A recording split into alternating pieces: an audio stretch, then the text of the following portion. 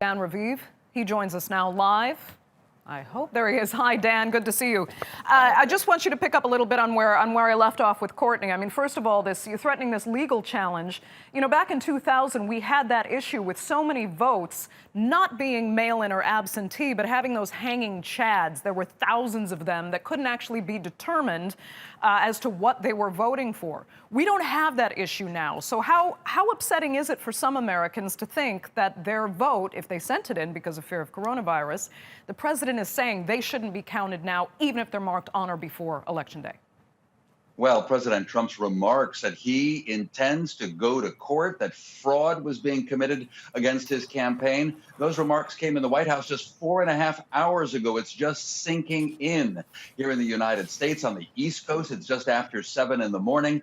Some liberal commentators this morning say that President Trump is making a grab for power, that there's no reason that he should have to go to the courts. But the main thing to remember is what we just heard. In effect, there are 51 separate elections. The 50 states, and where I am in the federal Washington, D.C., the special capital district. So 51 separate elections, and about 7 of them really haven't been decided. The votes aren't all counted. There's been no declaration by any state officials as to who the winner is. And so the Joe Biden campaign has said, and Mr. Biden himself said in Delaware, let all the votes be counted, be patient. This could take a while. He told his followers, we're going to win. That's what Biden said. Trump has said, I already won. Some people find it outrageous, but you know, the 200 guests in the East Room of the White House, they cheered and applauded. They love the notion that Trump already won. That's what Trump said. And by the way, Vice President Mike Pence immediately then came to the microphone and said, we're confident when all the votes are counted, we're on our road to victory.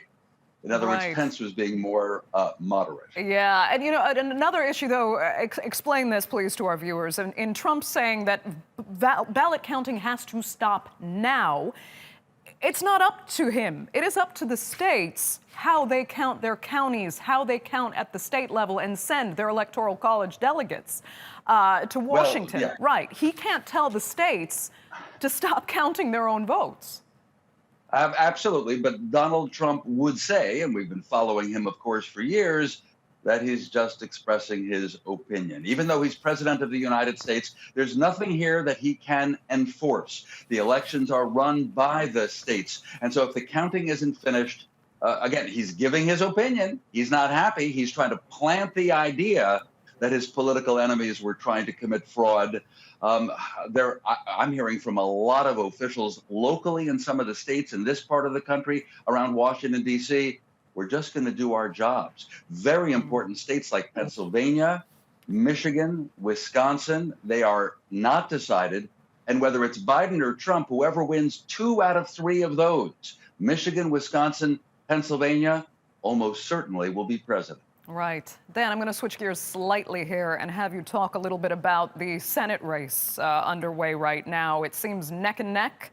The Senate is evenly split, and a few seats are up for grabs, and that is extremely important as to who will wield power when the new administration or the second administration takes place.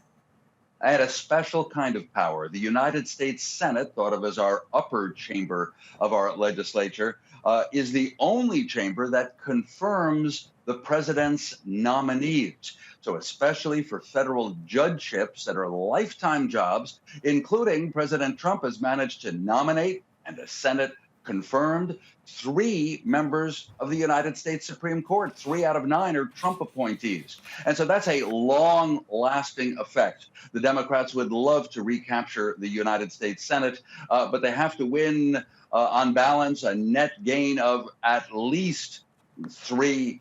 Some say 2 would sort of do it. The vice president can break a tie. As things stand, 47 U.S. senators will be Democrats, 47 will be Republicans. What about the other 6? Again, let the votes be counted. We don't know. Right. Okay, Dan, we're going to leave it there for now. We'll see you later in the hour, but thanks so much for joining us for now.